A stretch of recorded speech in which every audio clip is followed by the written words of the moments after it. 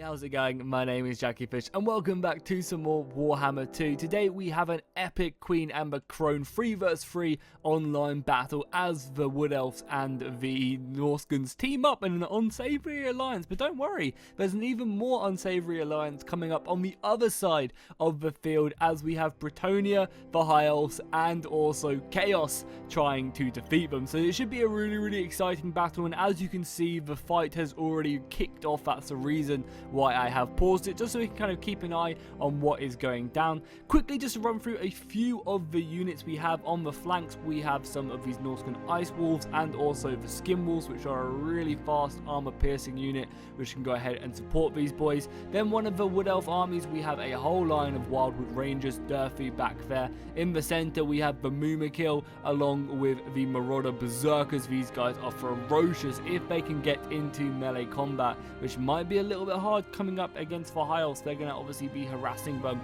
More of these ice trolls, more archers back there, and then as we come across onto the last flank, we have another line of these Marauder Ice Wolf chariots. Again, these guys are so goddamn cool, and also some Hawk Riders up there. Then as we go over to the other force, Chaos is bringing a whole assortment of Chaos Warriors along with some of these summons of Rage Dragon Ogres. Wow, these guys are dope as hell. Really cool. We also have Kolek as well, ready to go hammer time and smash down on his opponents. As we go further back, more Chaos with great weapons along with these I haven't seen these Regiments of Renown for Chaos, and they look really cool. That's so nice coming into the game after not playing it for so long and finding all these units I've never really played before. We also have some Grail Guardians from Bretonnia. They're going to obviously bring a ton of elite cavalry, more of these Royal Pegasus Knights as well as we continue to go down the front line. We can actually see their front line of foot squires is already being hammered. I've literally paused it 2 seconds into the battle and this foot squire unit is very depleted. And then finally, if we go to Avalon's army, we can have some of the Ever Queen's Court Guard. These guys with their awesome bows are going to be doing so much damage. We also have the Fireborn Dragon Princes, so awesome. And as we continue to go along, we have more of the Treekin, lots of archers, and finally we do have the awesome White Lion Regiment of Renown. So let's just say hello. You know, I've missed out a few units here and there, but let's just jump straight into this battle, and we're going to kick it off on slow-mo just because there's so much archer fire going off straight away in the battle. The elves are looking to take over the high ground, and I should say the Wood Elves are looking to take over the high ground with the arrow fire, pinning down the High Elves. The High Elves do have the high ground, and if we've seen Star Wars, we know what that means. It's over for them. Can they keep them at bay? Granted, the High Elves themselves are going to have to fall back here because they just don't have the numbers to withstand the amount of arrow fire coming in. We do have a lot more arrow fire further back, but that's going to be giving up the opening positions right here, as both the Storm Riders and the Grey are being forced backwards. Elsewhere on the battlefield, there's a little less archer fire. There are 2 Wood Elf players on one side of the battlefield, which are going to be hitting away on these Marauder Horsemen, who are very lightly armored, especially getting attacked in the rear. If any of these arrows do find their mark, it's going to be very deadly. Luckily, though, they're fast enough to escape out of the arrow fire, and the Wood Elves are going to have to advance. The Norscan forces are slowly making their way up with their Moomakill back there. With some of the Wild Riders, or the Glade Riders even, pushing up. They're going to be looking to just harass, and that's kind of what the Wood Elves are really good at, just harassing the enemy position with all their arrow fire. And if they can overwhelm the forces of the High Elves, that's going to give them such a good advantage in this battle. We do actually have one of the Keepers of the Flame charging down the hill for Wrath of Ruin in the World's End, and that's going to be pushing back these Wood Elves. And this is actually a really good ploy right here, because, you know, I say that, I was going to say, you know, you kind of get the Wood Elves on the retreat, meaning they're not shooting their bows. However, they're going to be falling back now, and that's going to be giving them perfect time to be shooting them in the back. This is just a pure missile fight right now. I also believe that these Wood Elves can shoot and move at the same time, which is pretty goddamn crazy. The Dragon, though, would be a great unit to harass here, because if this thing gets down into the enemy position, I don't really think the forces of the Wood Elves have much to deal with the Dragon itself. We do have the Wildwood Rangers, though, being brought up, taken over the hill, and these guys are going to be getting thrown into combat. However, more of the Sea Guard is being pushed up here. Sea Guard is going to clash. I mean, the Sea Guard aren't going to be any real match for them But I mean, you're actually going to see them running away, which is a smart move right there. The dragon coming down with a brutal fire breath, hammering away at that position. The Wild Rangers are going to finally be able to hit them, and this is going to be a dangerous position. But we do have the Keepers of the Flame here. These guys are very deadly, but the arrow fire is just relentless. This is like a fucking Beaches of Normandy right now, with the MG42s just hammering away. Oh God, I've said hammer so many times. No, I'm not going to say it for the rest of this replay, mark my words. As we go along the battlefield, we can see that Britonia has pushed its way in. A nice little scythe move right there, hitting away at the Chaos Forces. Chaos Knights flying in as well. This is obviously going to be such a deadly position. Chaos Knights are very, very strong. Maybe not so much in prolonged combat, but they can definitely hold their own in prolonged combat. Or Hawk Riders just taking pot shots, and this is just a messy battle right now. You can see the entire battle line is just stretched so much, but it does look like Chaos have won their battle over on the right hand side, and that is probably because the Wood Elves are staying true to their name, and the Wood Elves are just sticking into their position. And oh my God, this unit is so cool. All these new regiments around are amazing. That is awesome. That is actually probably my favourite regiment of renown right there. Just like goddamn trees that are on fire. That's awesome. I'm like a kid in the candy store right now.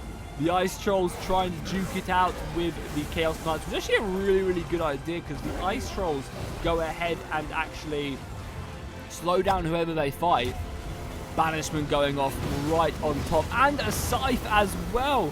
The Winds of Magic is brutal, but we do have the Sisters of the Form casting their shield right now, and the Green Knight who's going to be trying to counteract that. So I think that was on top of the Chaos Forsaken, and they're going to be getting pushed back. The arrow fire up here as the Bretonian cavalry get closer and closer. The Chaos Knight even get closer and closer, but they're coming into the death trap, of which is the Wood Elf. So it kind of makes sense that they're losing that right flank, because there is so many people back here. Spears pushing up once again to try and deal with this. But I mean, if the Chaos with great weapons get involved, they're going to cut these guys down so quickly. We also have Kolek charging up. Thunder Lord indeed, sending so many bodies flying with just a simple swing of that huge ass hammer. But he's going to be a big target, and because of that, all the arrow fire is going to be trying to focus him down. He honestly just needs to charge the enemy position and just try and get in, because I mean, look at all these archer fire. His morale is dropping, and he's actually just going to rout from the amount of arrow fire coming in. That's crazy to see him rout. Taking a look over here, we can see that Britonia are trying their best. Where was Gondor? Where was Gondor when the West fell fold? That was not even words right there. Anyway, as we go back to the battle, we can see that the Rohirrim are trying to take down the Mumakil. The Questing Knights probably aren't going to be the best unit to go ahead and accomplish that. The Grail Knights are real strong units, which are anti-large and are very, very effective. Oh my God, these units, man, are so cool. They've definitely outdone themselves, as we have the Battle Pilgrims, I believe this is, with their flaming swords and their glowing hammers. That is dope as hell. We also some of the Archer Fire as well, trying to hammer, I said it, no! Trying to hit away at this Forest Dragon. We also have the Fae Enchantress. She's going to be casting some good regrowths. The Skin Wolves doing what they do best though, and that's ripping apart enemy infantry. The tree run has actually gone down now, so that's not going to be great for the forces of the High Elves. And the Skin Wolves are looking very healthy as well. Over on this left-hand side, the Treekin doing what they do best, and that's just tanking. The Treekin is such a good unit for just absorbing enemy damage right now. But it doesn't look like the High Elves have managed to hold on this left-hand side, whereas the Wood Elves have kind of smashed this center part of the hill itself. So this is actually a very close battle. Going back over to Chaos, we can see that once Chaos get involved into melee combat, that's when they really start to shine. It's just getting into melee combat against the Wood Elves is such a difficult task. Because I mean, look at Kolek is just destroying people. Maybe knocking away a few of his own units at the same time, but I mean, each swing of that huge weapon, because I'm not going to say the word, is just sending 6 or 7 Wood Elves flying every single time. Chaos Knights as well. Flaming. The ever-chosen Chaos are going to come into the back of the Wood Elves. Burn them as they go, supporting Kolek. Has this position been overwhelmed? Yeah, it was no, still hold on. It has been overwhelmed somewhat. What by? Oh, the poison dogs have managed to get in here. That's a really effective way to use this unit, because one of the reasons I never really use these Warhounds is because they just end up getting shot to pieces really quickly. But if you can get them involved, this is the perfect opportunity to use them to harass the enemy position. We also have Bretonia as well with their Grail Guardians. And they're actually faster. The Pegasus Knights are actually faster than the Sisters of the Thorn. And they're going to be getting cut to pieces right now. Especially once the Pegasus Knights and also the Poison Warhounds come in and poison these guys to slow their attacks. This is going to be over for the Sisters of the Thorn. The Grail Knights are probably one of the strongest like anti-infantry type of units. And they can just, you know, if they're in a one-on-one duel, they're going to come out on top, you know, pretty much all the time. They're just so strong. If we take an overview of the battlefield, we can see that the Queen herself has really been pushed back, and she only has a few units left. Chaos is looking good though, so it's kind of like Avalon have a couple units left here and there, but they're probably going to get beaten back by the werewolves. We have the forces of the Wood Elves in the center pushing hard, and then Chaos on the other side. So it's going to be a really close battle, honestly, and I don't know who's going to win. I guess it really comes down to how much cavalry do Chaos and the Wood Elves have left to try and... how much cavalry do Chaos and their allies of the High Elves and Bretonia have left to run down these guys, and saying that they have quite a lot. You know, if these Grail Guardians and Pegasus Knights can just find their mark against the horses, that's very good. Kolek and his boys of other Dragon Ogres are coming over against the Treekin, and as I said, this is such a goddamn cool unit. It really is. I mean, just look at it. That is just so dope. But it's just awesome. As well as that, they leave like a imbued ground. Oh, that's just amazing. I love that so much. The Archers just waiting for their time again as these guys move down. Do they get cursed? They're coming out the forest before fighting. Maybe they don't want to start any forest fires. But Kolek is going to be chasing them down. The rest of the Chaos Force is assembling. And I feel like Kolek does have this battle on lockdown. But Van's power is very even right now. I guess any side could really win. The Wood Elves are have run out of ammunition, which is pretty goddamn huge. If they've run out of ammunition on basically everyone, I think that's going to just tip the scale in favor of the forces of Chaos and the High Elves. And Bretonia. You don't want to leave out Bretonia. Durfee with his beautiful Amber Sword even. Fighting his own kin though. He needs to sort these guys out. Or is he? I don't think he... No, he's actually not. So Avalon need to... No, that's for Wood Elves though, yeah. So he is fighting his own kin, but he's also absorbing a large portion of his force. And here we go. The cavalry is as assembled here. Cavalry just needs to fly into it. It doesn't look like they are trying to surround this Waystalk and try and take him out. But with the Treekin coming in, the Chaos Lancers are actually going to be routed. Now that's a big tool in their arsenal. Net of Amantok coming down as well, as the Glade Lord is shooting away. I mean, the longer he can shoot away, the better. But again, I think he's just run out of ammunition. As the rest of the cavalry come round, and I mean, it's very bright right now. Hard to see what's happening. Kolek is low, but his weapon of choice is still finding its mark on these guys. But I mean, Bretonia are turning up now.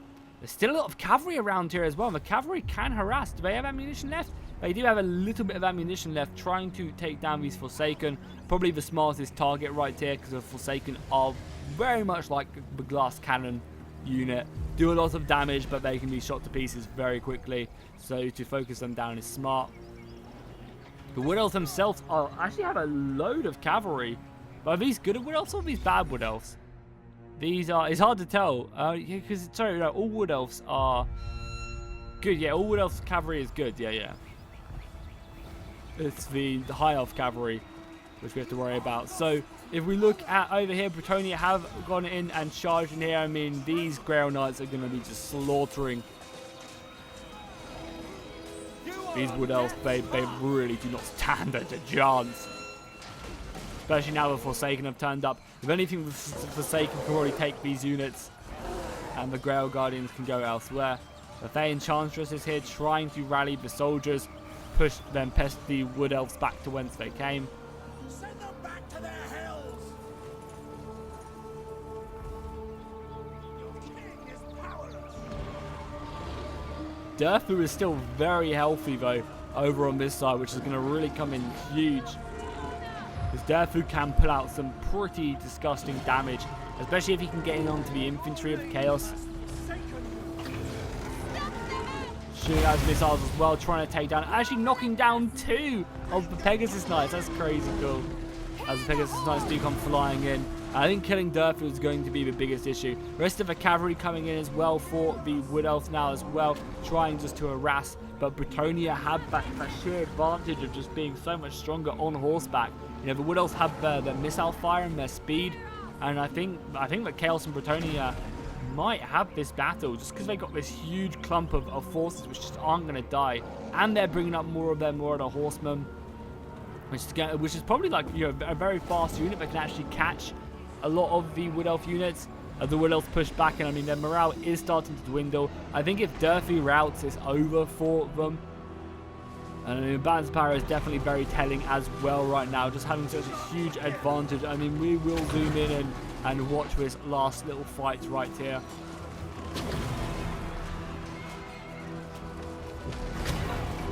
As Durfu is just slapping these dudes around, swinging his swords.